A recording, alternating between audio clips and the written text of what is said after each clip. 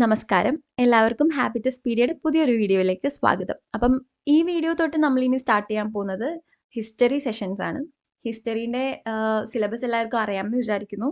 ഇനി സിലബസ് അത്ര പരിചയമില്ലാത്ത ആളുകളുണ്ട്, പുതിയതായിട്ട് പഠിച്ചു തുടങ്ങുന്ന ആൾക്കാരാണെന്നുണ്ടെങ്കിൽ നമ്മുടെ ചാനലിൽ തന്നെ 10th ലെവൽ എക്സാമിൻ്റെയും ഡിഗ്രി ലെവൽ എക്സാമിൻ്റെയും ഡീറ്റെയിൽഡ് ആയിട്ടുള്ള syllabus explanation videos already upload ചെയ്തിട്ടുണ്ട്. അപ്പോൾ അതൊന്ന് പോയി ചെക്കൗട്ട് ചെയ്താൽ എന്തൊക്കെയാണ് പഠിക്കാനുള്ളത്, എങ്ങനെയൊക്കെയാണ് നമ്മൾ ഇതിനെ അപ്രോച്ച് ചെയ്യേണ്ടത് എന്നുള്ള കാര്യങ്ങൾ നമ്മളവിടെ പറഞ്ഞിട്ടുണ്ട്. സോ ഹിസ്റ്ററിയിലേക്ക് വരികയാണെങ്കിൽ ഹിസ്റ്ററി നമ്മൾ 3 ഭാഗമായിട്ടാണ് സിലബസിൽ കൊടുത്തേക്കുന്നത്. കേരള ഹിസ്റ്ററി, ഇന്ത്യൻ ഹിസ്റ്ററി, പിന്നെ വേൾഡ് ഹിസ്റ്ററി. അതിലിപ്പോൾ നമ്മൾ കേരള ഹിസ്റ്ററിയാണ് സ്റ്റാർട്ട് ചെയ്യുന്നത്. കേരള ഹിസ്റ്ററിയിലെ സ്റ്റാർട്ടിങ്ങിൽ ഏറ്റവും ആദ്യത്തെ ഭാഗം എന്ന് പറയുന്നത് യൂറോപ്യന്മാരുടെ വരവാണ്. അപ്പം യൂറോപ്യന്മാരുടെ വരവ് കേരളത്തിൽ എങ്ങനെയായിരുന്നു, ഏത് ഓർഡറിൽ ആരൊക്കെയാണ് ആദ്യം വന്നത്, അവർ വന്നതിന് ശേഷം പിന്നെ എന്തൊക്കെ മാറ്റങ്ങൾ ഇവിടെ കൊണ്ടുവന്നു, എന്തൊക്കെ പ്രശ്നങ്ങൾ ഉണ്ടായിരുന്നു, കേരളത്തിലെ രാജാക്കന്മാരുമായിട്ടുള്ള അവരുടെ ഒരു കോൺഫ്ലിക്ട്സും ടെൻഷൻസും, പിന്നെ വന്ന നാവികർ അവർ കൊണ്ടുവന്ന റിഫോർമേഷൻസ് എന്തൊക്കെയായിരുന്നു. അതിനുശേഷം പിന്നെ പോകുന്നത് തിരുവിതാംകൂർ ചരിത്രത്തിലേക്കാണ്. അപ്പോൾ ട്രാവൻകൂർ ഹിസ്റ്ററിയിൽ ഓരോ രാജാക്കന്മാർ, പിന്നെ റീജൻ്റായിട്ട് ഭരിച്ചിരുന്ന റാണിമാർ, അതുപോലെ അവരുടെ ഭരണപരിഷ്കാരങ്ങൾ, അവരുടെ ദളവകളായിട്ടിരുന്ന ആളുകൾ, പ്രൈം മിനിസ്റ്റേഴ്സ്, അവർ കൊണ്ടുവന്ന പുതിയ പുതിയ മാറ്റങ്ങൾ, പിന്നെ അതുപോലെ തന്നെ അതിനുശേഷം ഐക്യ കേരള മൂവ്മെൻറ്റോടുകൂടി കേരള ഹിസ്റ്ററീൻ്റെ ഏകദേശം ഒരു ഫ്രെയിമിലുള്ള ഓൾമോസ്റ്റ് കാര്യങ്ങളൊക്കെ നമ്മൾ കവർ ചെയ്ത് കഴിയും. അപ്പോൾ അതാണ് കേരള ഹിസ്റ്ററിയിൽ നമുക്ക് പഠിക്കാനുള്ളത്. അപ്പം ഈ വീഡിയോയിൽ നമ്മൾ ആദ്യത്തെ ആദ്യത്തെ യൂണിറ്റ് ആയിട്ടുള്ള യൂറോപ്യന്മാരുടെ വരവ് എന്ന് പറഞ്ഞ ഭാഗം അതാണ് കവർ ചെയ്യാൻ പോകുന്നത്. സോ നമുക്ക് യൂണിറ്റിലേക്ക് കടക്കാം. നമ്മളിപ്പോൾ പഠിക്കാൻ പോകുന്ന ഈ ഒരു ചരിത്രം അല്ലെങ്കിൽ ഈ ഒരു കഥ ഇതാരംഭിക്കുന്നത് 15ാം നൂറ്റാണ്ടിൻ്റെ 2ാം പകുതിയിലാണ്. അതായത് ഒരു 1450 ശേഷം. അപ്പം ഈ ഒരു സമയത്ത് ഇന്ത്യയുടെ അവസ്ഥ എന്ന് പറഞ്ഞാൽ ഇവിടെ ഓൾറെഡി മറ്റ് പല രാജ്യങ്ങളിൽ നിന്നുള്ള വ്യാപാരികളും സഞ്ചാരികളും വരികയും ബന്ധം സ്ഥാപിക്കുകയൊക്കെ ചെയ്തിട്ടുണ്ടായിരുന്നു. അതുപോലെ തന്നെ കേരള തീരത്താണെങ്കിലും അറബികളുടെ നല്ല സാന്നിധ്യം ഉണ്ടായിരുന്നു. അവർ യൂറോപ്യൻസിന് വളരെ മുമ്പേ തന്നെ കച്ചവടത്തിനും മറ്റു കാര്യങ്ങൾക്കൊക്കെ ആയിട്ട് ഇന്ത്യയിലും കേരളത്തിൽ എസ്പെഷ്യലി കേരള തീരത്ത് വരികയും അവിടെ വെൽ ഫ്ലറിഷ്ഡ് ആയിട്ട് അവിടെ സെറ്റിൽഡ് ആവുകയൊക്കെ ചെയ്തിട്ടുണ്ടായിരുന്നു അറബികൾ. അത് നമ്മൾ മൈൻഡിൽ കീപ്പ് ചെയ്യണം. കാരണം പിന്നീട് ഇനി വരുമ്പം ഹിസ്റ്ററിയിൽ നമ്മൾ പഠിക്കുന്നുണ്ട് ഈ പോർച്ചുഗീസും അറബികളും തമ്മിലുള്ള ചെറിയൊരു ടെൻഷനൊക്കെ ഉണ്ടാവുന്നുണ്ട്. സോ അറബികൾ യൂറോപ്യൻസിന് വളരെ മുന്നേ തന്നെ കേരളത്തിലുണ്ട്. അപ്പം അങ്ങനെയായിരുന്നു ഇന്ത്യയുടെ അവസ്ഥ. അതുപോലെ തന്നെ ഒരു കരമാർഗം ഓൾറെഡി ഇവർ എസ്റ്റാബ്ലിഷ് ചെയ്തിട്ടുണ്ടായിരുന്നു ഇന്ത്യയിലേക്കും അതുപോലെ ഏഷ്യയിലെ മറ്റ് പല ഭാഗങ്ങളിലേക്കും എത്താനുള്ള കരമാർഗം. ആ ഒരു കരമാർഗം തടസ്സപ്പെട്ടതോടു കൂടിയിട്ടാണ് ഇങ്ങനെ ഒരു കടലിലൂടെ ഉള്ള ഒരു സഞ്ചാരപാത കണ്ടുപിടിക്കാൻ അവർ നിർബന്ധിതരാകുന്നത്. അപ്പം എന്തുകൊണ്ടാണ്, എങ്ങനെയാണ് ഒരു കരമാർഗം തടസ്സപ്പെട്ടത്? ആ ഒരു ചോദ്യം വരുമ്പോൾ നമ്മൾ അറിഞ്ഞിരിക്കേണ്ട കാര്യമാണ്. ഇവിടെ കോൺസ്റ്റാന്റിനോപ്പിൾ എന്ന് പറഞ്ഞ ഒരു ചെറിയ സ്ഥലമുണ്ട്. ഇന്നത്തെ തുർക്കിയിലെ ഇസ്താൻബുളിലാണ് ആ സ്ഥലം സ്ഥിതി ചെയ്യുന്നത്. അപ്പം ആ സ്ഥലം പഴയ ഓട്ടോമൻ സാമ്രാജ്യത്തിൻ്റെ ഒക്കെ ക്യാപിറ്റലൊക്കെ ആയിരുന്നു. ഇവിടെ കരിങ്കടലിൻ്റെയും മെഡിറ്ററേനിയൻ സീൻ്റെയും ഇടയിൽ ബോസ്ഫറസ് സ്ട്രേറ്റ് ഉണ്ടല്ലോ, ബോസ്ഫറസ് സ്ട്രേറ്റിൻ്റെ ഒക്കെ സമീപത്താണ് ഇസ്താൻബുളിൽ ഈ ഒരു കോൺസ്റ്റാന്റിനോപ്പിൾ കിടക്കുന്നത്. അപ്പം ഈ കോൺസ്റ്റാന്റിനോപ്പിൾ തുർക്കികൾ പിടിച്ചെടുക്കുന്നത് വഴി യൂറോപ്യൻസിന് കരമാർഗം ഇന്ത്യയിലേക്ക് എത്താൻ പറ്റാതെയായി. ആ ഒരു സഞ്ചാരപാത അവർക്ക് മുന്നിൽ അടഞ്ഞു. അപ്പം അതിനെ പിൻപറ്റിയിട്ടാണ് എങ്ങനെയെങ്കിലും കടൽ മാർഗം ഇന്ത്യയിലേക്ക് എത്തണം, ഇന്ത്യയിലേക്കും മറ്റ് ഏഷ്യൻ രാജ്യങ്ങളിലേക്ക് എത്തണം എന്നുള്ള ഒരു ആശയത്തിലേക്ക് ഇവരെത്തുന്നത്. ആ സമയത്ത് എന്ന് പറയുമ്പം യൂറോപ്പിലെ എസ്പെഷ്യലി പോർച്ചുഗീസും സ്പെയിനും അവർ തമ്മിലൊരു കോമ്പറ്റീറ്റീവ് സ്പിരിറ്റിലായിരുന്നു ഇങ്ങനത്തെ എക്സ്പെഡിഷൻസ് ഒക്കെ നടത്തിയിരുന്നത്. അപ്പോൾ അവരിങ്ങനെ അവരുടെ സെയിലേഴ്സിനെ കടലിലൂടെ വഴി കണ്ടുപിടിക്കാനൊക്കെ പറഞ്ഞു വിടുമായിരുന്നു. അപ്പം അതിൽ പോർച്ചുഗീസ് ആദ്യം വിട്ട ആളുടെ പേരാണ് ബാർത്തലോമിയോ ഡയസ്. ജോൺ രണ്ടാമൻ എന്ന് പറയുന്ന രാജാവിൻ്റെ നിർദ്ദേശപ്രകാരം 1488 ബാർത്തലോമിയോ ഡയസ് ഇവിടം വരെ പുള്ളി സഞ്ചരിച്ചെത്തും. എവിടെ? ആഫ്രിക്കയുടെ താഴെയുള്ള ഈ ഒരു മുനമ്പ് ഇവിടം വരെ എത്തുമ്പം ഇവിടെ ഭയങ്കര പ്രക്ഷുബ്ധതയാണ്, ഭയങ്കര ടർബുലൻസ് ആണ് ഇവിടുത്തെ ഈ ഒരു ഏരിയയിൽ, ഈ മുനമ്പിൻ്റെ ഭാഗത്ത്. പുള്ളി ഇവിടെ നിന്ന് അങ്ങോട്ട് തിരിച്ചു പോയി പറയും, രാജാവേ ഞാൻ ഇങ്ങനെ ആഫ്രിക്കേൻ്റെ താഴം വരെ പോയി, അവിടെ ഭയങ്കര പ്രക്ഷുബ്ധതയാണ്. അപ്പം അതിന് ആദ്യം ബാർത്തലോമിയോ ഡയസ് ഇട്ട പേര് കേപ്പ് ഓഫ് സ്റ്റോം എന്നായിരുന്നു. Cape of Storm. അപ്പം അവിടെ കടലൊക്കെ ഭയങ്കര പ്രക്ഷുബ്ധമായിട്ടിരിക്കുകയാണ്. അപ്പം അത് കടന്നു പോയാൽ ഇന്ത്യയിലെത്തും എന്നാണ് തോന്നുന്നത് എന്നുള്ള രീതിയിൽ. അപ്പോൾ രാജാവും പറഞ്ഞു എന്തായാലും ഈ ഒരു കേപ്പ് കടന്നു പോയാൽ ഇന്ത്യയിൽ എത്താൻ പറ്റും എന്നുള്ള ഒരു വിശ്വാസം രാജാവിനുണ്ടായി. അങ്ങനെ ജോൺ രണ്ടാമൻ രാജാവാണ് കേപ്പ് ഓഫ് സ്റ്റോം എന്നുള്ള പേര് മാറ്റി കേപ്പ് ഓഫ് ഗുഡ് ഹോപ്പ് എന്ന് പേരിടുന്നത്. ശുഭപ്രതീക്ഷ മുനമ്പ്. Cape of Good Hope. John രണ്ടാമൻ. അപ്പം ജോൺ രണ്ടാമൻ കൊടുത്ത ഈ പേരാണ് ഇപ്പം നമ്മൾ പറയുന്ന ശുഭപ്രതീക്ഷ മുനമ്പ് എന്നുള്ള പേര്. അങ്ങനെ അതിനുശേഷമാണ് പിന്നീട് വാസ്കോഡഗാമ ശുഭപ്രതീക്ഷ മുനമ്പ് കടന്ന് ഇന്ത്യയിലേക്ക് എത്തുന്നത്. പക്ഷെ ആ സമയത്ത് രാജാവ് ജോൺ രണ്ടാമനല്ല, മാനുവൽ ഒന്നാമനാണ്. മാനുവൽ ഒന്നാമന്റെ നിർദ്ദേശപ്രകാരമാണ് ആ സമയത്ത് വാസ്കോഡഗാമ ഇന്ത്യയിലേക്ക് പോകുന്നത്. അപ്പം ഈ ശുഭപ്രതീക്ഷ മുനമ്പ് ചുറ്റി ആദ്യം ഇന്ത്യയിലേക്ക് എത്തുന്നത് വാസ്കോഡഗാമയാണ്. പക്ഷെ ശുഭപ്രതീക്ഷ മുനമ്പ് വരെ പോർച്ചുഗീസിൽ നിന്ന് ആദ്യം വരുന്നത് ആരാണ്? ബാർത്തലോമിയോ ഡയസ് ആണ്. പിന്നെ ഇതിനോട് തന്നെ ചേർത്ത് നമുക്ക് വായിക്കാൻ പറ്റുന്ന മറ്റൊരു കാര്യമാണ്, ഈ സമയത്ത് തന്നെയാണ് സ്പെയിനും ഇങ്ങനെ ഒരു നേവൽ എക്സ്പെഡിഷന് അതുപോലെ തന്നെ ഇന്ത്യയിലേക്കുള്ള വഴി കണ്ടുപിടിക്കാൻ വേണ്ടിയിട്ട് അവരുടെ സെയിലേഴ്സിനെ വിടുന്നത്. അങ്ങനെ വിട്ടൊരു സെയിലറാണ് കൊളംബസ്. അപ്പം പക്ഷെ ഞാൻ നേരത്തെ പറഞ്ഞല്ലോ, ഒരു കോമ്പറ്റേറ്റീവ് സ്പിരിറ്റിലാണ് ഇവർ പോകുന്നത്. അപ്പം ഓൾറെഡി പോർച്ചുഗീസ് ഇങ്ങനെ കിഴക്ക് ദിശയിൽ കൂടെയാണല്ലോ അവർ ഇന്ത്യയിലേക്ക് പോകുന്നത്. ഈസ്റ്റിലേക്ക് ആൾക്കാരെ വിട്ടത് കൊണ്ട് ഇവരെന്ത് ചെയ്തു, ഭൂമി എന്തായാലും ഉരുണ്ടതാണ്, നമുക്ക് പടിഞ്ഞാറോട്ട് വിടാം എന്നുള്ള രീതിയിൽ വെസ്റ്റേൺ സൈഡിലേക്കാണ് സ്പെയിനിൽ നിന്ന് കൊളംബസ് പോയത്. ഭൂമി ഉരുണ്ടതാണല്ലോ, കറങ്ങി തിരിഞ്ഞ് ഇന്ത്യയിൽ എത്തും. അങ്ങനെ വെസ്റ്റിലേക്ക് പോയി പുള്ളി ഇവിടെ അമേരിക്കയിലേക്കാണ് എത്തുന്നത്. അങ്ങനെയാണ് പുള്ളി അവിടെ ചെന്ന് അവിടുത്തെ ഇൻഡിജീനസ് ആയിട്ടുള്ള ട്രൈബ്സിനെ ഇന്ത്യൻസ് എന്ന് വിളിക്കുന്നതും പിന്നീട് അവർ റെഡ് ഇന്ത്യൻസ് എന്നായിട്ട് അറിയപ്പെടുന്നതും. സോ അതും ഇതിനോട് ചേർന്നിട്ടുള്ള ഒരു കാര്യമാണ്. ഇപ്പം നമ്മൾ പറഞ്ഞതിൻ്റെ ഒരു ഷോർട്ട് നോട്ടാണ് ഈ PPT-യിൽ കൊടുത്തേക്കുന്നത്. അപ്പോൾ നോക്ക്, 1453 തുർക്കികൾ കോൺസ്റ്റാന്റിനോപ്പിൾ പിടിച്ചെടുത്തതിന് ശേഷം കരമാർഗത്തിലൂടെ ഇന്ത്യയിലേക്ക് കടക്കാൻ യൂറോപ്യന്മാർക്ക് കഴിയാതെയായി. ഒരു ബദൽ മാർഗമായി കടലിലൂടെ പുതിയ വ്യാപാരപാത കണ്ടെത്തുക എന്ന ആശയത്തിലേക്ക് അത് അവരെ നയിച്ചു. ശുഭപ്രതീക്ഷാ മുനമ്പ് പറഞ്ഞ കേപ്പ് ഓഫ് ഗുഡ് ഹോപ്പ്. അപ്പം ശുഭപ്രതീക്ഷാ മുനമ്പ് വഴി കറങ്ങി അവർ ഇന്ത്യയിലേക്കുള്ള സഞ്ചാരപാത കണ്ടെത്തി. ആദ്യം ശുഭപ്രതീക്ഷാ മുനമ്പ് വരെ എത്തിയത് ബാർത്തലോമിയോ ഡയസ് 1488. പിന്നെ ശുഭപ്രതീക്ഷാ മുനമ്പ് കടന്ന് സമുദ്രപാതയിലൂടെ ഇന്ത്യയിലേക്ക് ആദ്യം എത്തുന്നത് വാസ്കോഡഗാമ. ഇനി നമ്മൾ ഗാമയുടെ കഥയിലേക്ക് കടക്കുന്നതിന് മുമ്പ് നമ്മൾ അറിഞ്ഞിരിക്കേണ്ട ബേസിക് ആയിട്ടുള്ള 2 കാര്യങ്ങളാണ്. ഒന്ന്, ഇവിടേക്ക് വന്ന യൂറോപ്യൻസിന്റെ ക്രൊണോളജിക്കൽ ഓർഡർ. അതായത് ഇപ്പം യൂറോപ്യൻസ് എന്ന് പറയുമ്പോൾ പോർച്ചുഗീസ് മാത്രമല്ലല്ലോ, ഡച്ച്, ബ്രിട്ടീഷ്, ഫ്രഞ്ച് ഒക്കെ വന്നിട്ടുണ്ട്. അപ്പോൾ ഇവരുടെ ഒരു ക്രൊണോളജിക്കൽ ഓർഡറും പിന്നെ ആ ഒരു സമയത്തെ കേരളത്തിന്റെ ഒരു ഭൂമിശാസ്ത്രം അതെങ്ങനെയായിരുന്നു എന്നുള്ള കാര്യവും. അപ്പം ക്രൊണോളജി നമുക്ക് നോക്കാം. 1498 പോർച്ചുഗീസ് ഇങ്ങോട്ട് എത്തുന്നത്. പിന്നെ 1595 ഡച്ച് ഇന്ത്യയിലെത്തി. കേരളത്തിലെ ഡച്ച് എത്തുന്നത് 1604. അതിനുശേഷം 1600 ബ്രിട്ടീഷ് വരുന്നുണ്ട്, 664 ഫ്രാൻസ് വരുന്നുണ്ട്. അപ്പം ഈ ഒരു കാലഘട്ടം, ഈ ഒരു ക്രൊണോളജി ഓർത്തിരിക്കുക. പലതവണ PSC റിപ്പീറ്റഡ് ആയിട്ട് ചോദിച്ചിട്ടുള്ളതാണ്. അപ്പം 498 പോർച്ചുഗീസ്, പിന്നെ 595 ഡച്ച് ഇന്ത്യയിലെത്തി. കേരളത്തിൽ 1604, 1600 ബ്രിട്ടീഷ്, 1664 ഫ്രാൻസ്. ഇനി ആ സമയത്തെ കേരളത്തിൻ്റെ ഒരു ജോഗ്രഫി നമ്മൾ നോക്കുകയാണെങ്കിൽ ഒരുപാട് കുട്ടി നാട്ടുരാജ്യങ്ങളുണ്ട്. പക്ഷെ മെയിനായിട്ട് 4 ഡിവിഷനാണ് നമ്മൾ അറിഞ്ഞിരിക്കേണ്ടത്. ഇവിടെ കോലത്തിരി ആയിരുന്നു അവിടുത്തെ ഭരണാധികാരി. പിന്നെ കോഴിക്കോട് സാമൂതിരി ആയിരുന്നു കോഴിക്കോടിലെ ഭരണാധികാരി. അതുപോലെ തന്നെ കൊച്ചി ഒരു കുറച്ചും കൂടെ കമ്പാരിറ്റീവ്ലി ചെറിയൊരു രാജ്യമായിരുന്നു. അപ്പോൾ കൊച്ചി രാജാവും പിന്നെ താഴെ ഇവിടെ തിരുവനന്തപുരം, അതായത് തിരുവിതാംകൂർ രാജവംശം. തിരുവിതാംകൂർ പണ്ട് വളരെ ചെറിയൊരു തൃപ്പാപ്പൂർ സ്വരൂപം എന്നൊക്കെയായിരുന്നു അറിയപ്പെട്ടിരുന്നത്. അപ്പം തിരുവിതാംകൂർ പിന്നീട് ഇവിടെ വടക്കുംകൂർ, തെക്കുംകൂർ, അതുപോലെ കായംകുളം അങ്ങനെയുള്ള ചെറിയ ചെറിയ കൊച്ചുരാജ്യങ്ങളെ പിടിച്ചടക്കി വലുതാവുകയാണ്. നമ്മൾ തിരുവിതാംകൂർ ചരിത്രം പഠിക്കുമ്പം അത് പഠിക്കും. അപ്പം ഇവിടെ ഇപ്പം തൽക്കാലം കോലത്തുനാട്, പിന്നെ ഞാനിവിടെ എഴുതാം, കോലത്തുനാട്,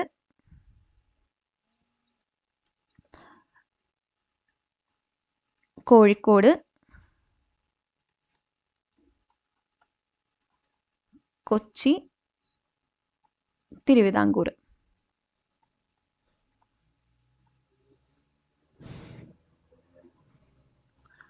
അപ്പം ഇതിൻ്റെയൊക്കെ ഭരണാധികാരികൾ എന്ന് പറയുന്നത് മുകളിൽ കോലത്തിരി, പിന്നെ സാമൂതിരി, കൊച്ചി രാജാവ്, തിരുവിതാംകൂർ രാജാവ്. അതുപോലെ തന്നെ കൊച്ചിയിലെ പ്രധാനമന്ത്രിനെ അറിയപ്പെടുന്ന പേരായിരുന്നു പാലിയത്തച്ഛൻ. കോഴിക്കോടത്തെ പ്രധാനമന്ത്രിമാരായിട്ട് അറിയപ്പെടുന്ന ആളുകളാണ് മങ്ങാട്ടച്ചന്മാർ. അപ്പം അത് ഇനിയും ഹിസ്റ്ററിയിൽ നമ്മൾ ഈ കഥാപാത്രങ്ങളൊക്കെ വരും. അപ്പം കൺഫ്യൂഷൻ ആവണ്ടെന്ന് വെച്ചിട്ടാണ് ഞാൻ ജസ്റ്റ് പറയുന്നത്. പാലിയത്തച്ഛനും മങ്ങാട്ടച്ഛനും, കൊച്ചിയിലെ പ്രധാനമന്ത്രി പാലിയത്തച്ഛനും അതുപോലെ കോഴിക്കോട് മങ്ങാട്ടച്ഛനും ആയിരുന്നു കേട്ടോ. അതൊന്ന് ജസ്റ്റ് ഓർത്തിരിക്കുക. അപ്പം നമ്മളിനി വാസ്കോഡഗാമയുടെ ചരിത്രം പഠിക്കുകയാണെങ്കിൽ ഗാമ 3 തവണ കേരളത്തിൽ വന്നിട്ടുണ്ട്. 1498 ആദ്യമായിട്ടും, പിന്നെ 1502 1524. അപ്പം 1498 ഗാമ വന്നിറങ്ങിയത് എവിടെയാണെന്നുള്ളത് വളരെ ഇമ്പോർട്ടൻ്റ് ആയിട്ടുള്ള ഒരു ഫാക്റ്റാണ്. അപ്പം അദ്ദേഹം ആദ്യം വന്നത് കോഴിക്കോട് കാപ്പാടുള്ള പന്തലായനി കടപ്പുറത്തെ ചേമഞ്ചേരി പഞ്ചായത്തിലാണ് വന്നിറങ്ങുന്നത്. ഈ പഞ്ചായത്തൊക്കെ ചോദിച്ചിട്ടുണ്ട് മുമ്പ്, അതുകൊണ്ട് നമ്മളത് എന്തായാലും പഠിക്കണം. കോഴിക്കോട് കാപ്പാടുള്ള പന്തലായനി കടപ്പുറത്ത് ചേമഞ്ചേരി പഞ്ചായത്തിൽ. അവിടെ വന്ന് ആള് പിന്നെ കണ്ണൂരിൽ നിന്നും ഒക്കെ അത്യാവശ്യം ട്രേഡൊക്കെ നടത്തി നല്ല രീതിയിൽ പ്രോഫിറ്റ് ഉണ്ടാക്കി തിരിച്ചു പോയി. 1502 വീണ്ടും വരുന്നുണ്ട്. അങ്ങനെ 1502 വന്ന് അപ്പം അദ്ദേഹം ആദ്യം വരുന്നത് അഞ്ചടിവ ദ്വീപിലേക്കാണ്. അവിടെ നിന്നാണ് പിന്നെ കേരളത്തിലേക്ക് വരുന്നത്, അഞ്ചടിവ ദ്വീപ്. അവിടെ നിന്ന് കേരളത്തിലേക്ക് വരികയും കേരളത്തിൽ വന്ന് കൊച്ചി രാജാവുമായിട്ട് കുറച്ച് കരാറ്, വ്യാപാര കരാറിലൊക്കെ ഒപ്പുവെക്കുന്നുണ്ട്. അപ്പം ആ ഒരു ടൈപ്പ് ഗാമയും അതുപോലെ തന്നെ കൊച്ചി രാജാവുമായിട്ടുള്ള ടൈപ്പ് നമ്മുടെ കോഴിക്കോട് സാമൂതിരിക്ക് അത്രയ്ക്ക് അങ്ങോട്ട് ഇഷ്ടപ്പെടാത്തത് കൊണ്ടും അവർ തമ്മിലൊരു ക്ലാഷ് വരുന്നുണ്ട്. ആ സമയത്ത് സാമൂതിരിയും അതുപോലെ കൊച്ചി രാജാവും തമ്മിൽ, കോഴിക്കോടും കൊച്ചിയും തമ്മിലുള്ള ഒരു യുദ്ധം നടക്കുന്നുണ്ട്. ആ ഒരു കോൺഫ്ലിക്റ്റിൻ്റെ ഇടയ്ക്ക് കൊച്ചി രാജാവിനെ അവിടെ ഇട്ടിട്ട് വാസ്കോ ഡ ഗാമ നൈസായിട്ട് മുങ്ങും. അങ്ങനെ മുങ്ങിയിട്ട് പിന്നെ പുള്ളി പൊങ്ങുന്നത് 1524 ഇന്ത്യയിലേക്കുള്ള പോർച്ചുഗീസ് വൈസ്രോയി ആയിട്ട് ആള് ഗോവയിലേക്കാണ് വരുന്നത്. ഗോവയിൽ വന്നിട്ട് പിന്നെ കേരളത്തിലേക്ക് വരുന്നുണ്ട്. അങ്ങനെ കൊച്ചിയിലെത്തി ഡിസംബർ 24 കൊച്ചിയിൽ വെച്ച് അദ്ദേഹം മലേറിയ വന്ന് മരിക്കുകയാണ്. ഡിസംബർ 24 കൊച്ചിയിൽ വെച്ചാണ് മൂപ്പര് മരിക്കുന്നത്. ഇനി ഗാമയുടെ ആദ്യത്തെ വരവിനെ സംബന്ധിച്ച കുറച്ച് കാര്യങ്ങളും കൂടെ നമ്മൾ അറിഞ്ഞിരിക്കേണ്ടതുണ്ട്. അപ്പം ആ ഫാക്ട്സ് ഒന്ന് നോക്കാം. 1497 പോർച്ചുഗലിലെ ലിസ്ബണിൽ നിന്നും മാനുവൽ 1 രാജാവിൻ്റെ നിർദ്ദേശപ്രകാരം യാത്ര തിരിച്ചു. അപ്പം മൂപ്പര് വന്നത് 1497 പോർച്ചുഗലിൽ ലിസ്ബൺ പോർട്ടിൽ നിന്നാണ്, ലിസ്ബൺ തുറമുഖത്ത് നിന്നാണ് യാത്ര ആരംഭിക്കുന്നത്. ആരാണ് നിർദ്ദേശം കൊടുത്തത്? മാനുവൽ 1 എന്ന് പറഞ്ഞ രാജാവാണ്. നമ്മൾ വാർത്തലോമയുടേസിൻ്റെ കാര്യം പറഞ്ഞപ്പം അവിടുത്തെ രാജാവ് ജോൺ 2 കേട്ടോ, 1488. ഇവിടെ 97 ലിസ്ബൺ തുറമുഖത്ത് നിന്ന് മാനുവൽ 1 രാജാവിൻ്റെ നിർദ്ദേശപ്രകാരമാണ് ഗാമ വരുന്നത്. 3 കപ്പലുകളിലായിട്ടാണ് വരുന്നത്, saint Gabriel, saint Berrio, saint Raphael. അപ്പോൾ ഇതിൽ സെന്റ് ഗബ്രിയേലിലാണ് ഗാമ വന്നത്. സെന്റ് ബെറിയോന്റെ ക്യാപ്റ്റൻ നിക്കോളോ കൊവിൻഹോ എന്ന് പറഞ്ഞ ആളായിരുന്നു, നിക്കോളോ കൊവിൻഹോ. അതുപോലെ സെന്റ് റാഫേലിന്റെ ക്യാപ്റ്റൻ ഗാമയുടെ ബ്രദർ ആയിരുന്നു. അങ്ങനെ 3 കപ്പലിൽ വന്നു. 1498 മെയ് 20 കോഴിക്കോട് കാപ്പാട് കടപ്പുറത്ത്, എവിടെ, പന്തലായനി കടപ്പുറത്ത് ചേമഞ്ചേരി പഞ്ചായത്തിൽ വന്നു. അവിടെ വന്ന് പിന്നെ കോഴിക്കോട് ഭരണാധികാരിയായിരുന്ന സാമൂതിരിനെ കാണാൻ പോയി. സാമൂതിരിനെ കാണാൻ പോയിട്ട് ഇവിടെ ട്രേഡ് ചെയ്യണം എന്നൊക്കെയുള്ള കാര്യമൊക്കെ പറഞ്ഞപ്പോൾ സാമൂതിരി പറഞ്ഞു, പിന്നെന്താ, ട്രേഡൊക്കെ ചെയ്യാം, പക്ഷെ ഇവിടെ ചില കീഴ്വഴക്കങ്ങളൊക്കെ ഉണ്ട്. ഇതുവരെ വന്ന് വ്യാപാരം നടത്തുന്ന എല്ലാവരും നമുക്ക് ടാക്സ് തരണം, എന്നാലേ ട്രേഡ് ചെയ്യാൻ അനുവദിക്കുള്ളൂ എന്ന് പറഞ്ഞു. അപ്പം ഗാമ വിചാരിച്ച അത്ര വെൽക്കമിങ് ആയിരുന്നില്ല സാമൂതിരി. അതുകൊണ്ട് തന്നെ എന്ത് ചെയ്തു, സാമൂതിരിനെ വിട്ടിട്ട് കോലത്തിരിൻ്റെ ആതിഥേയത്വം സ്വീകരിച്ച് കണ്ണൂരിലേക്ക് പോയി. അപ്പോൾ കണ്ണൂരിലെ കോലത്തിരി ഭയങ്കര വെൽക്കമിങ് ആയിട്ട് പുള്ളിനോട്, നിങ്ങൾ ഇങ്ങോട്ട് വന്നോളൂ, ഇവിടെ ട്രേഡ് ചെയ്തോളൂ, നമ്മളെല്ലാ സൗകര്യം ചെയ്തുതരാം, അങ്ങനെയൊക്കെ പറഞ്ഞിരിക്കുകയായിരുന്നു. അങ്ങനെ കണ്ണൂരേക്ക് പോയി അവിടെ അത്യാവശ്യം നല്ല രീതിയിൽ ട്രേഡൊക്കെ ചെയ്ത് ഇവർ വന്ന് പൈസ ചിലവാക്കി വന്നില്ലേ, ആ ചിലവാക്കിയതിൻ്റെ ഏകദേശം 6 ഇരട്ടി ലാഭം കൊണ്ടാണ് ഇവിടുന്ന് തിരിച്ച് ലിസ്ബണിലേക്ക് പോയത്. ആ പോകുന്ന പോക്കിൽ ഇവിടെ നിന്നൊരു ഗ്രനേഡക്കാരനായ ജൂതമതക്കാരനെ കൊണ്ടുപോയി, ഇൻ്റർപ്രറ്ററായിട്ട് ഗാമ കൊണ്ടുപോയതാണ്. അപ്പം ആളെ അവിടെ ചെന്ന് മതം മാറ്റി ലിസ്പാഡ ഇന്ത്യ എന്നുള്ള പേര് നൽകി. പുള്ളീനെ ക്രിസ്ത്യാനിറ്റിയിലേക്ക് മതം മാറ്റി ആൾക്കിട്ട പേരാണ് ലിസ്പാഡ ഇന്ത്യ. അപ്പം ഇന്ത്യയിൽ നിന്ന് കൊണ്ടുപോയത് കൊണ്ടാണ് ഇന്ത്യ എന്ന സർനെയിം എടുത്തത് എന്ന് തോന്നുന്നു. ഗാമയ്ക്ക് ശേഷം അപ്പം രണ്ടാമതായിട്ട് കേരളത്തിലേക്ക് എത്തുന്ന യൂറോപ്യനാണ് പെട്രോ അൽവാരിസ് കബ്രാൾ. അപ്പം കബ്രാൾ ഗാമേനെ പോലെ 3 കപ്പലിലൊന്നുമല്ല കേട്ടോ വന്നത്, 33 കപ്പലിൽ 1500ഓളം ആളുകളായിട്ടാണ് വരുന്നത്. അപ്പം അവരിങ്ങനെ വലിയ സന്നാഹമായിട്ട് വരാനുള്ള മെയിൻ കാരണം എന്ന് പറഞ്ഞാൽ അവർക്കൊരു ലക്ഷ്യം ഉണ്ടായിരുന്നു, അറബികളെ തുരത്തിയിട്ട് കേരളത്തിലുള്ള വ്യാപാരം പിടിച്ചെടുക്കുക എന്ന്. അപ്പം അതിനു വേണ്ടിയിട്ട് അവർ ആദ്യം കോഴിക്കോട്ടേക്ക് തന്നെയാണ് വരുന്നത്. കോഴിക്കോട് വന്നിട്ട് കബ്രാളിൻ്റെ ഏജന്റ് ആയിട്ടുള്ള ഐറിസ് കൊറിയ എന്ന് പറയുന്ന ആൾ സാമൂതിരിയുടെ അടുത്ത് പോയി ഒരു ചർച്ച നടത്തുകയാണ്. അങ്ങനെ ചർച്ച നടത്തി കോഴിക്കോട് പാണ്ഡികശാല നിർമ്മിക്കാൻ അനുമതി വാങ്ങി. അപ്പം കബ്രാളിൻ്റെ ഏജന്റായ ഐറിസ് കൊറിയയാണ് സാമൂതിരിയായിട്ട് ചർച്ച നടത്തി കോഴിക്കോട് ഒരു പാണ്ഡികശാല നിർമ്മിക്കാനുള്ള അനുമതി വാങ്ങുന്നത്. അങ്ങനെ അനുമതി വാങ്ങി പാണ്ഡികശാലയൊക്കെ നിർമ്മിച്ചു. എന്നിട്ട് പോർച്ചുഗീസുകാർ, അതായത് കബ്രാൾ സൈന്യം എന്താണെന്ന് വെച്ചാൽ സ്വയം അങ്ങോട്ട് സമുദ്രത്തിന്റെ അധിപതികളായിട്ട് പ്രഖ്യാപിക്കുക, എന്നിട്ട് സമുദ്രത്തിലൂടെ വരുന്ന അറബി കപ്പലുകളൊക്കെ ഉണ്ടല്ലോ അതങ്ങോട്ട് ആക്രമിക്കുക, അതിലുള്ള ആളുകളെ കൂട്ടക്കൊല ചെയ്യുക.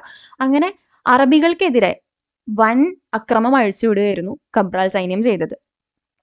അപ്പം അറബ് സ്വാഭാവികമായിട്ടും തിരിച്ചടിക്കും. അങ്ങനെ പോർച്ചുഗീസ് അറബ് സംഘർഷം കൊടുമ്പിരി കൊണ്ട ആ ഒരു സമയത്ത് കബ്രാളിന് ഒരു കാര്യം മനസ്സിലായി, അറബിനെ അങ്ങനെ എളുപ്പം ഇവിടെ നിന്ന് ഓടിക്കാൻ പറ്റില്ല. കാരണം അവർക്ക് ഇവിടെ നല്ല ഗ്രൗണ്ട് സപ്പോർട്ട് ഉണ്ട്. കാലങ്ങളായിട്ട് അവരിവിടെ വ്യാപാരം നടത്തി വരികയാണ്. അതുകൊണ്ട് തന്നെ അറബികൾക്ക് ഇവിടുത്തെ ജനങ്ങളുമായിട്ടും അതുപോലെ ഈ സിസ്റ്റമായിട്ടും ഒക്കെ നല്ല ഒരു ബന്ധം പുലർത്തി പോരുന്നുണ്ട്. അപ്പം അവരെ അങ്ങനെ പെട്ടെന്ന് തറ പറ്റിക്കാൻ പറ്റില്ല എന്ന് മനസ്സിലായപ്പം കബ്രാൾ പതുക്കെ കൊച്ചിയിലേക്ക് നീങ്ങി. അങ്ങനെ 1500 ഡിസംബർ 25-ന് ഒരു ക്രിസ്മസ് ദിവസമാണ് കബ്രാൾ കൊച്ചിയിലേക്ക് പോകുന്നത്. കൊച്ചിയിലെത്തിയിട്ട് തൻ്റെ കൂടെ ഉണ്ടായിരുന്ന ഒരു മലയാളിയായ മൈക്കൽ ജോഗിനെ കൊച്ചി രാജാവുമായിട്ട് ചർച്ചയ്ക്ക് അയക്കുകയും അങ്ങനെ അവിടെ കൊച്ചിയിൽ ഒരു പാണ്ഡികശാല നിർമ്മിക്കാനുള്ള അനുമതി വാങ്ങുകയും ചെയ്തു. അങ്ങനെ കൊച്ചിയിൽ പാണ്ഡികശാല നിർമ്മിച്ച ആദ്യ പോർച്ചുഗീസ് നാവികനാണ് കബ്രാൾ. ഇതൊരു പ്രീവിയസ് ക്വസ്റ്റ്യൻ ആണ്, ഈ ഒരു ചോദ്യം വന്നിട്ടുണ്ട്. അപ്പം അങ്ങനെ കബ്രാൾ അവിടെ പാണ്ഡികശാലയൊക്കെ നിർമ്മിച്ച് സെറ്റിലായിരിക്കുന്ന സമയത്താണ് കബ്രാളിന് കണ്ണൂരിലേക്ക് കോലത്തിരിയുടെ ക്ഷണം വരുന്നത്. അപ്പം കണ്ണൂരിലേക്ക് പോവാന്ന് പറയുമ്പം കണ്ണൂരിന്റെ ലൊക്കേഷൻ എവിടെയാണെന്ന് നമ്മൾ മറ്റേ മാപ്പിൽ കണ്ടല്ലേ തുടക്കത്തിൽ. അപ്പം മാപ്പിൽ ദാ ഇവിടെയാണ് കണ്ണൂർ, ഈ മോൾഭാഗമാണ് കോലത്തിരിയുടെ കോലത്ത് നാട് അഥവാ കണ്ണൂർ. അപ്പം കൊച്ചിയിൽ നിന്ന് കബ്രാളും കൂട്ടരും ഇങ്ങനെയാണ് കോലത്ത് നാട്ടിലേക്ക് പോകുന്നത്. അപ്പോൾ ഈ പോകുന്ന വഴിക്ക് കോഴിക്കോട് നിന്ന് സാമൂതിരിയുടെ പട കോഴിക്കോട് തീരത്ത് വെച്ചിട്ട് കബ്രാളിനെ ആക്രമിക്കുകയാണ്, കബ്രാളിന്റെ സൈന്യത്തെ ആക്രമിക്കുകയാണ്. ഈ ആക്രമണം ചെറുത്ത് നിൽക്കാൻ പറ്റാതെ കബ്രാൾ ജീവനും കൊണ്ട് ഇവിടെ നിന്ന് ഓടി രക്ഷപ്പെട്ട് പോർച്ചുഗീസിലേക്ക് തിരിച്ചു പോവുക. അപ്പോൾ ആ പോകുന്ന പോക്കിൽ കുറച്ച് പേരെ പുള്ളി കൊണ്ടുപോയി, പക്ഷെ തൻ്റെ സൈന്യത്തിന്റെ ബഹുഭൂരിപക്ഷം ആളുകളെയും ഇവിടെ ഉപേക്ഷിച്ചിട്ടാണ് കബ്രാൾ പോകുന്നത്. അപ്പം അങ്ങനെ കൊണ്ടുപോയ കൂട്ടത്തിൽ കൂടെ ഉണ്ടായിരുന്ന ഒരാൾ കൊച്ചി രാജാവിൻ്റെ വളരെ അടുത്തൊരു ബന്ധുവായിരുന്നു. അപ്പം അദ്ദേഹത്തിന് അവിടെ പോർച്ചുഗീസ് രാജാവിൻ്റെ കൊട്ടാരത്തിൽ നല്ല ബഹുമതികളോടൊക്കെ കൂടി നല്ല സ്ഥാനം കൊടുക്കുകയും അദ്ദേഹത്തിന് മതപരിവർത്തനം നടത്തി മാനുവൽ എന്ന് പേര് നൽകുകയും ചെയ്തു. മാനുവൽ കേട്ടോ. അപ്പം എല്ലാ ആദരവോടും കൂടെ അദ്ദേഹത്തിന് അവിടെ നല്ലൊരു സ്ഥാനമൊക്കെ കൊടുത്തു. പിന്നെ ഇവിടെ നിരവധി പേര്, തൻ്റെ സൈന്യത്തിൽ ഒരുപാട് പേര് ഇവിടെ ഉപേക്ഷിച്ചിട്ടാണ് പോയത്. അതിൽ പെട്ട ഒരാളായിരുന്നു ദുവാർത്തെ ബാർബോസ എന്ന് പറയുന്ന ആൾ. അദ്ദേഹം സൈനികനൊന്നും അല്ലായിരുന്നു, ഒരു സാഹിത്യ സഞ്ചാരിയായിരുന്നു. അപ്പം ആരാണ് ദുവാർത്തെ ബാർബോസ എന്നുള്ള ചെറിയൊരു ഡീറ്റെയിൽസ് നമുക്ക് നോക്കാം. ദുവാർത്തെ ബാർബോസ ഒരു പോർച്ചുഗീസ് വ്യാപാരിയും കപ്പൽ സഞ്ചാര സാഹിത്യകാരനുമായിരുന്നു. അദ്ദേഹത്തിൻ്റെ വളരെ ഇമ്പോർട്ടൻ്റ് ആയിട്ടുള്ള ഒരു വർക്കാണ് A description of the cost of east Africa and Malabar. അപ്പം കേരള ചരിത്രത്തിനെ പറ്റിയൊക്കെ പഠിക്കുമ്പം അതിലേക്ക് ബാർബോസയുടെ കോൺട്രിബ്യൂഷൻസ് എന്ന് പറയുന്നത് വളരെ വലുതാണ്. അപ്പം ഈ ബുക്കിൻ്റെ പേര് ഓർത്തിരിക്കുക, A description of the cost of east Africa and Malabar. പിന്നെ അദ്ദേഹത്തിൻ്റെ വളരെ റെലവൻ്റ് ആയിട്ടുള്ള ഒരു എപ്പിസോഡ് എന്ന് പറയുന്നത് അൽബുക്കർക്ക് രണ്ടാമത്തെ പോർച്ചുഗീസ് വൈസ്രോയി ആയിരുന്നു. കേരളത്തിലെ രണ്ടാമത്തെ പോർച്ചുഗീസ് വൈസ്രോയി ആയിരുന്നു അൽബുക്കർക്ക്. ആദ്യത്തെ ആൾ അൽമേഡയായിരുന്നു. അപ്പം അൽബുക്കാർക്ക് കണ്ണൂർ സന്ദർശിച്ചപ്പം ദ്വിഭാഷിയായിരുന്നത് ബാർബോസയാണ്. ദ്വിഭാഷി എന്ന് പറഞ്ഞാൽ ട്രാൻസ്ലേറ്റർ എന്നാണ്. അപ്പം ട്രാൻസ്ലേറ്റർ ആയിട്ട് വർക്ക് ചെയ്തിരുന്നത് ബാർബോസയാണ്. അങ്ങനെ കുറച്ചു കാലം കേരളത്തിൽ ജീവിച്ച് 1515 അദ്ദേഹം പോർച്ചുഗലിലേക്ക് മടങ്ങി. ഇനി നമ്മൾ നോക്കാൻ പോകുന്നത് ഗാമയുടെ രണ്ടാം വരവിനെ പറ്റിയാണ്. അപ്പോൾ ഗാമയുടെ രണ്ടാം വരവ് അതിൻ്റെ ഒരു റീസൺ എന്ന് പറയുന്നത് ഇവിടുന്ന് കബ്രാൾ പോയല്ലോ. കബ്രാൾ ഇവിടുന്ന് ചെന്ന് പോർച്ചുഗൽ രാജാവിനോട് ചെന്ന് പറഞ്ഞു, അതായത് ഇവിടുത്തെ സാഹചര്യങ്ങൾ ഇങ്ങനെയൊക്കെയാണ്, കോലത്തിരിയും അതുപോലെ തന്നെ താഴെ കൊച്ചി രാജാവും ഒക്കെ നമ്മളോട് വ്യാപാരം ചെയ്യാൻ സന്നദ്ധരാണ്, പക്ഷെ ഇടഞ്ഞു നിൽക്കുന്നത് സാമൂതിരിയാണ്. സാമൂതിരി അറബികളെയാണ് ഫേവർ ചെയ്യുന്നത്. അപ്പം അവരെ ഒന്ന് ഒതുക്കണം എന്നുള്ള രീതിയിൽ അവിടെ ചെന്ന് പറയാണ്. അപ്പം അതുകൊണ്ട് തന്നെ സാമൂതിരിയോടും അറബികളോടുമുള്ള ഒരു ശത്രുതയുടെ പുറത്ത് ആ ഒരു റൈവൽറിയിലാണ് ഗാമ രണ്ടാമത് ഇങ്ങോട്ടേക്ക് വരുന്നത്. അപ്പം അവരെത്തുന്നത് ഗോവയ്ക്കടുത്തുള്ള അഞ്ചി ദ്വീപിലാണ് ആദ്യം കപ്പലടുപ്പിക്കുന്നത്. അഞ്ചി ദ്വീപിലെത്തി 15 കപ്പലുകളിലാണ് വരുന്നത്. അതിൽ 6 വലിയ കപ്പലുകളാണ്. അതിൽ 800 പടയാളികൾ ഉണ്ടായിരുന്നു ഗാമയുടെ കൂടെ ഇത്തവണ. 800 പടയാളികൾ. അങ്ങനെ ഈ ഒരു 6 വലിയ കപ്പലിൽ പ്രധാനമായ 2 കപ്പലാണ് ജെറോണിമോ, ലിയോണാർഡ എന്നീ 2 കപ്പലുകൾ. അത് ഇമ്പോർട്ടൻ്റ് ആണ്. ഇപ്പോൾ ജെറോണിമോ, ലിയോണാർഡ എന്നീ 2 കപ്പലുകൾ. അങ്ങനെ ഇവർ ആദ്യം ഗോവയ്ക്കടുത്തുള്ള അഞ്ചി ദ്വീപിലെത്തി അവിടെ നിന്ന് നേരെ കണ്ണൂരിലേക്കാണ് പോകുന്നത്. അപ്പോൾ ഈ പോകുന്ന വഴിക്ക് ഒരുപാട് അറബിക് കപ്പലുകളെ നേരിടുകയും അതുപോലെ തന്നെ അങ്ങോട്ടേക്ക് ആക്രമിക്കുകയും തിരിച്ച് പ്രത്യാക്രമണം നേരിടുകയും ഒക്കെ ചെയ്തിട്ട് കണ്ണൂരെത്തി ചിറക്കൽ രാജാവിൻ്റെ അടുത്ത് ചെന്ന് ചില കരാറുകളൊക്കെ വെക്കുകയാണ്. അതായത് ഇവർ മുന്നേ കബ്രാൾ പോകുന്നതിന് മുമ്പ് കൊച്ചി രാജാവുമായിട്ട് അവിടെ പാണ്ഡികശാല തുടങ്ങുകയും അതുപോലെ തന്നെ വ്യാപാര കരാറുകളൊക്കെ തീർപ്പാക്കിയിട്ടാണല്ലോ പോയത്. അതുകൊണ്ട് തന്നെ കൊച്ചിയിൽ കൊടുക്കുന്ന അതേ വിലയ്ക്ക് ഇവിടെയും വ്യാപാര സാധനങ്ങൾ ഇറക്കാം എന്നുള്ളൊരു വ്യവസ്ഥ ഉണ്ടാക്കി. അങ്ങനെ ചിറക്കൽ രാജാവിനെ കണ്ട് വ്യവസ്ഥയൊക്കെ ശരിയാക്കി അവിടെ നിന്ന് നേരെ സാമൂതിരിയുടെ അടുത്തേക്കാണ് ഗാമ പോകുന്നത്. സാമൂതിരിയുടെ അടുത്ത് ആദ്യം ഒന്ന് പറഞ്ഞു നോക്കാം എന്നുള്ള ഒരു മട്ടിലാണ് ചെന്ന് ആദ്യം തന്നെ ഗാമ വെച്ച നിർദ്ദേശം എന്ന് പറയുന്നത് കോഴിക്കോടുള്ള അറബികളെയൊക്കെ പുറത്താക്കണം, അവരുടെ ഇവിടുത്തെ അവകാശങ്ങളൊക്കെ ഇല്ലാതാക്കണം എന്നുള്ള ഒരു നിർദ്ദേശമാണ്. സാമൂതിരി അത് എടുത്ത പാടെ പറ്റില്ല എന്നാണ് പറഞ്ഞത്. അപ്പൊ ആ ഒരു നിർദ്ദേശം നിരാകരിച്ചതിനെ തുടർന്ന് ഗാമ കോഴിക്കോട് മുഴുവൻ ആക്രമിക്കുകയാണ് ചെയ്തത്. പീരങ്കികളും മറ്റ് അവരുടെ സാങ്കേതിക വിദ്യകളൊക്കെ ഉപയോഗിച്ചിട്ട്, വലിയ ഗണ്ണും പീരങ്കികളൊക്കെ ഉപയോഗിച്ച് കോഴിക്കോട് മുഴുവൻ കലാപം നടത്തി. 3 ദിവസം ആ ഒരു കലാപം നീണ്ടു നിന്നു. അങ്ങനെ കോഴിക്കോടിനെ ആക്രമിച്ചതിന് ശേഷം നേരെ പിന്നെ ഗാമ കൊച്ചിയിലേക്ക് പോവുക, കൊച്ചി രാജാവിനെ കണ്ട് ചില ഉടമ്പടികൾ ഒപ്പുവെക്കാനായിട്ട്. അപ്പൊ അങ്ങനെ കൊച്ചിയിലേക്ക് എത്തുന്ന ഗാമ കൊച്ചി രാജാവിന് ഒരുപാട് പാരിതോഷികങ്ങൾ നൽകുകയും അതിന് പകരമായിട്ട് കപ്പൽ നിറയെ സുഗന്ധവ്യഞ്ജനങ്ങൾ സ്വീകരിക്കുകയും ചെയ്യുന്നുണ്ട്. കൊച്ചി രാജാവുമായിട്ട് ചർച്ച ചെയ്ത വ്യവസ്ഥകളിൽ ഇമ്പോർട്ടൻ്റ് ആയിട്ടുള്ള 3 ഈ സ്ലൈഡിൽ കൊടുത്തേക്കുന്നത്. അതിൽ ഒന്നാമത്തെ, ചരക്കുകളെല്ലാം പോർച്ചുഗീസുകാരും രാജാവും നിശ്ചയിക്കുന്ന വിലയ്ക്ക് ജനങ്ങൾക്ക് നൽകണം. 2, പാണ്ഡികശാലകൾ നിർമ്മിക്കുന്നതിനും പോർച്ചുഗീസ് സൈന്യത്തെ രാജ്യത്ത് നിർത്താനും അനുമതി നൽകണം. 3, മറ്റ് വിദേശ വ്യാപാരികൾക്കുള്ള അവകാശങ്ങൾ പൂർണ്ണമായും രാജ്യത്ത് നിന്ന് ഒഴിവാക്കണം. അപ്പൊ ഈ ഒരു 3 അജണ്ട എന്ന് പറയുമ്പോൾ ഇതിന്റെ വില നിശ്ചയിക്കുന്നത്, ചരക്കുകളുടെ വില നിശ്ചയിക്കുന്നത് പോർച്ചുഗീസുകാരും രാജാവും കൂടിയിട്ടാണ്. അതുപോലെ തന്നെ പാണ്ഡികശാലകൾ നിർമ്മിക്കാനും പോർച്ചുഗീസിന്റെ സൈന്യത്തിന് രാജ്യത്ത് സ്റ്റേഷൻ ചെയ്യാനും മറ്റുള്ള വിദേശ വ്യാപാരികളുടെ എല്ലാ അവകാശങ്ങളും ഇല്ലാതാക്കി അവരെ ഇവിടെ നിന്ന് തുരത്തുക എന്നുള്ളൊരു സംഭവം. അപ്പൊ ഈ ഒരു 3 വ്യവസ്ഥകളുടെ പരസ്യ അജണ്ട എന്ന് പറയുന്നത് പോർച്ചുഗീസിന്റെ ട്രേഡ് മൊണോപ്പൊളി തന്നെയാണ്. കൊച്ചിയിൽ അവർക്ക് വേണ്ട ട്രേഡ് മൊണോപ്പൊളി ഉറപ്പിക്കുക എന്നുള്ളതാണ് ഈ വ്യവസ്ഥകളിലൂടെ അവർ ലക്ഷ്യം വെക്കുന്നത്. അങ്ങനെ ഈ വ്യവസ്ഥകളൊക്കെ ഉണ്ടാക്കി ഗാമ കണ്ണൂരിലേക്ക് പോവുക, തിരിച്ച് വന്ന പോലെ തിരിച്ച് കണ്ണൂരിലേക്ക് പോയി. ആ ഒരു സമയത്താണ് കൊച്ചി രാജാവ് ഗാമയ്ക്ക് നൽകുന്ന ഈ പിന്തുണയൊന്നും ഇഷ്ടപ്പെടാതെ കോഴിക്കോട് നിന്ന് സാമൂതിരി കൊച്ചിയുമായിട്ട് യുദ്ധം പ്രഖ്യാപിക്കുന്നത്. അപ്പൊ ഈ സമയത്ത് ഗാമ കേരളത്തിൽ തന്നെ ഉണ്ട് യുദ്ധം പ്രഖ്യാപിക്കുന്ന സമയത്ത്. പക്ഷെ ഇവരെ സപ്പോർട്ട് ചെയ്യാതെ യുദ്ധമുഖത്ത് കൊച്ചി രാജാവിനെ ഇട്ടുകൊടുത്ത് ഗാമ ചരക്കുകളുമായി മടങ്ങി പോവുകയാണ് ചെയ്യുന്നത് പോർച്ചുഗീസിലേക്ക്. അങ്ങനെ 1502 ഡിസംബർ 9 ഗാമ തിരിച്ചു പോവുകയും ഈ ഒരു യുദ്ധത്തിൽ കൊച്ചി പരാജയപ്പെടുകയും ചെയ്യുകയാണ് ചെയ്യുന്നത്. ഇനി നമ്മൾ ഫ്രാൻസിസ്കോ ഡി അൽമേഡ എന്ന് പറയുന്ന ഒരാളെ പറ്റിയാണ് പഠിക്കാൻ പോകുന്നത്. അപ്പൊ ആരാണ് ഈ ഫ്രാൻസിസ്കോ ഡി അൽമേഡ? അദ്ദേഹം ആരാണ് എന്ന് ചോദിച്ചാൽ, ആദ്യ പോർച്ചുഗീസ് വൈസ്രോയി ആയി ഇന്ത്യയിൽ നിയമിതനായ വ്യക്തിയാണ് ഫ്രാൻസിസ്കോ ഡി അൽമേഡ. 1505 അൽമേഡ ഇന്ത്യയിൽ എത്തുന്നത്. പിന്നെ അൽമേഡയുടെ മറ്റൊരു ഇമ്പോർട്ടൻ്റ് ആയിട്ടുള്ള കോൺട്രിബ്യൂഷൻ ആണ് കണ്ണൂർ കോട്ടയുടെ നിർമ്മാണം. കണ്ണൂർ കോട്ടയുടെ പിന്നെ പേര് മാറ്റി സെയിന്റ് ഏഞ്ചലോസ് കോട്ട എന്നാക്കുന്നുണ്ട്. അപ്പം അൽമേഡനെ പറ്റി പഠിക്കുന്ന ഫാക്റ്റിൽ ഏറ്റവും ഇമ്പോർട്ടൻ്റ് ആയിട്ടുള്ള 2 കാര്യങ്ങളാണ്. ആദ്യ പോർച്ചുഗീസ് വൈസ്രോയി ആയിരുന്നു, അതുപോലെ കണ്ണൂർ കോട്ട നിർമ്മിച്ചത്. കണ്ണൂർ കോട്ടയുടെ മറ്റൊരു പേരാണ് സെയിന്റ് ആഞ്ചലോസ് കോട്ട. അതുപോലെ തന്നെ അൽമേഡ അവതരിപ്പിച്ച ഒരു ഇമ്പോർട്ടൻ്റ് ആയിട്ടുള്ള നയം ആണ് ബ്ലൂ വാട്ടർ പോളിസി അഥവാ നീലജല നയം.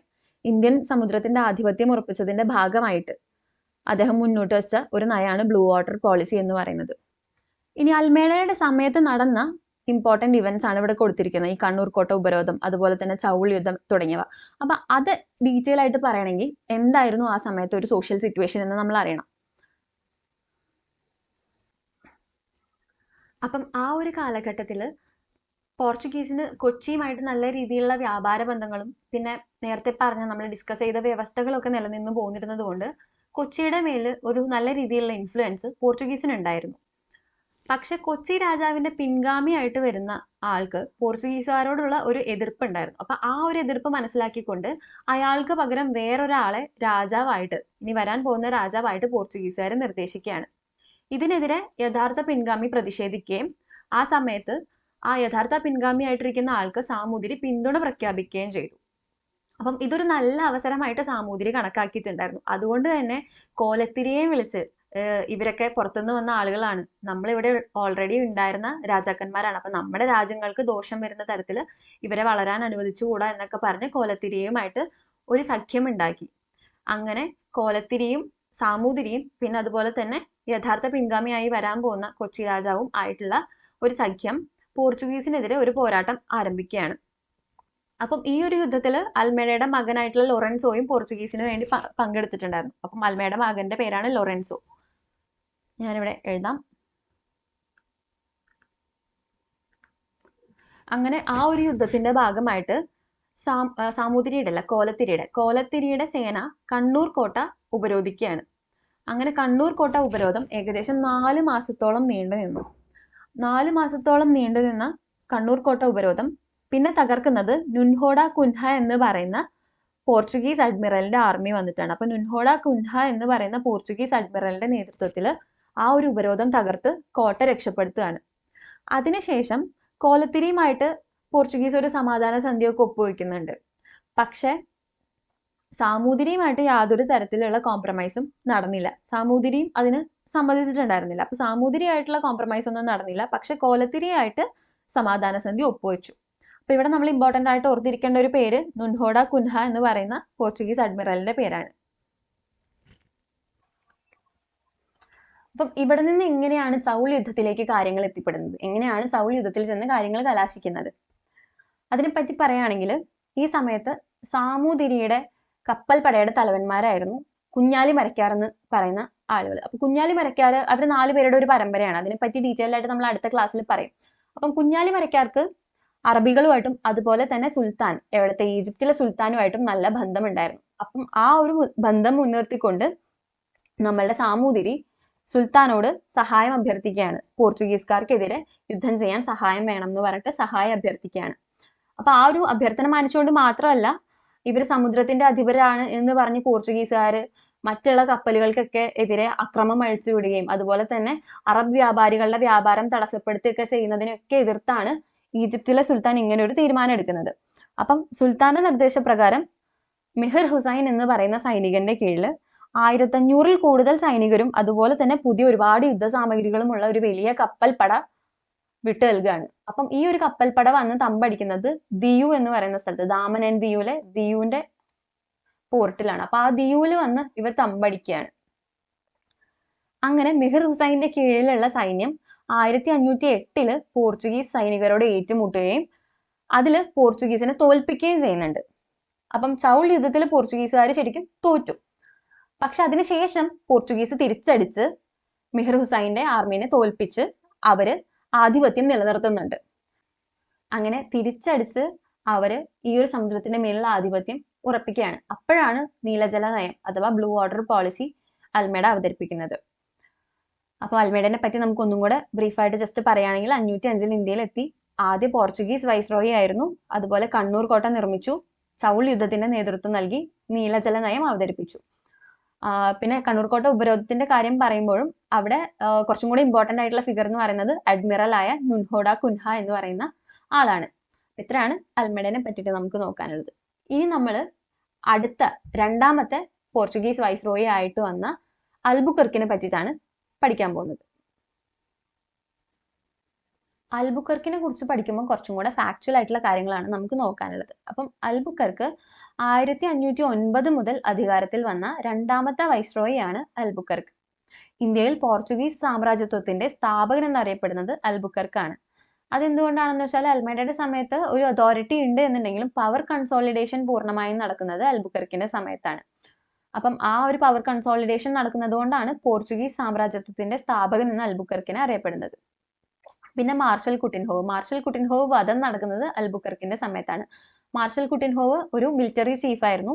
അപ്പം അദ്ദേഹത്തിന്റെ കീഴിലുള്ള സൈന്യത്തിനെ സംഘടിപ്പിച്ചുകൊണ്ടാണ് അവര് കോഴിക്കോടിനെതിരെ, സാമൂതിരിക്കെതിരെ ഒരു ആക്രമണം നടത്തുന്നത്. അപ്പൊ അതിന്റെ പ്രത്യാക്രമണം കോഴിക്കോട് തിരിച്ചു നടക്കുമ്പോൾ ആ പ്രത്യാക്രമണത്തിൽ വെച്ച് മാർഷൽ കുട്ടിൻഹോവ് വധിക്കപ്പെടുകയാണ്. അപ്പം മാർഷൽ കുട്ടിൻഹോവ് വധം നടക്കുന്നത് അൽബുക്കർക്കിന്റെ സമയത്താണ്. പിന്നെ അദ്ദേഹം ചെയ്ത കാര്യങ്ങൾ എന്ന് പറയുന്നത് 1503-ല് മാനുവൽ കോട്ട നിർമ്മിച്ചു. അതായത് മാനുവൽ കോട്ടയുടെ മറ്റൊരു പേരാണ് പള്ളിപ്പുറം കോട്ട എന്ന് പറയുന്നത്. അപ്പൊ മാനുവൽ കോട്ട നിർമ്മിച്ചത് അൽബുക്കർക്കാണ്. പിന്നെ 1510-ല് ബിജാപ്പൂർ സുൽത്താനായ മുഹമ്മദ് ആദിൽ ഷാഹിയിൽ നിന്നും ഗോവ പിടിച്ചെടുക്കാൻ നേതൃത്വം നൽകി. അപ്പൊ മുഹമ്മദ് ആദിൽ ഷാഹി എന്ന് പറയുന്ന ബിജാപ്പൂർ സുൽത്താന്റെ കീഴിൽ നിന്നും ഗോവ പിടിച്ചെടുത്തു. എപ്പം? 1510-ല് കേട്ടോ.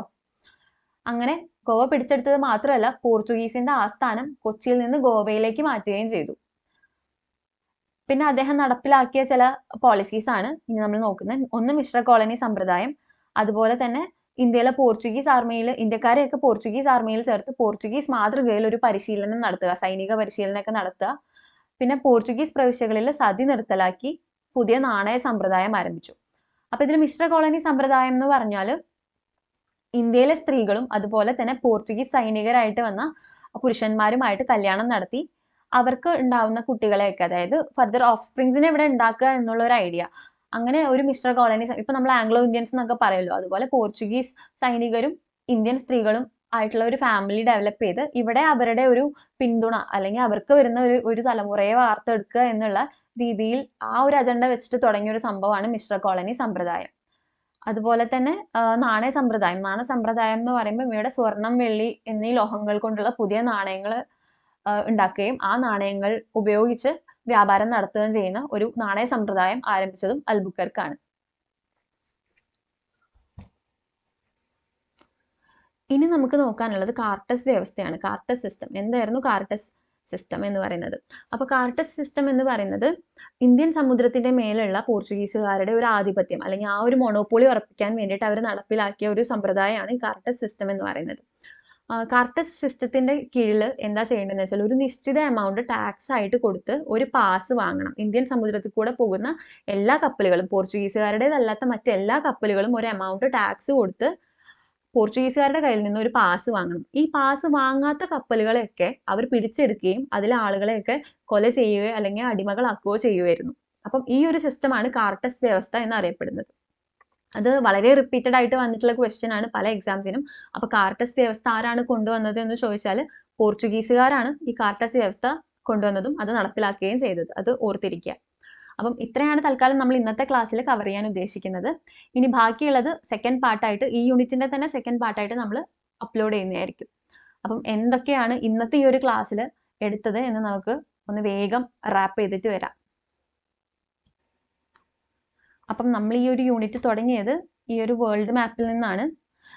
അവര് കരമാർഗം നിഷേധിക്കപ്പെട്ടതിലൂടെ അവരെങ്ങനെ കടലിലൂടെ കറങ്ങി പുതിയൊരു കേപ്പ് ഓഫ് ഗുഡ് ഹോപ്പിനെ ചുറ്റി എങ്ങനെ ഒരു പുതിയ സമുദ്രപാത കണ്ടെത്തി, എങ്ങനെ ഇന്ത്യയിലേക്ക് എത്തി, അങ്ങനെ വ്യാപാരം തുടങ്ങാനുള്ള പുതിയൊരു സീ റൂട്ട് കണ്ടുപിടിച്ചത് എങ്ങനെയാണ് എന്നൊക്കെയുള്ള കാര്യങ്ങളാണ് ഇവിടെ നമ്മൾ പറഞ്ഞത്.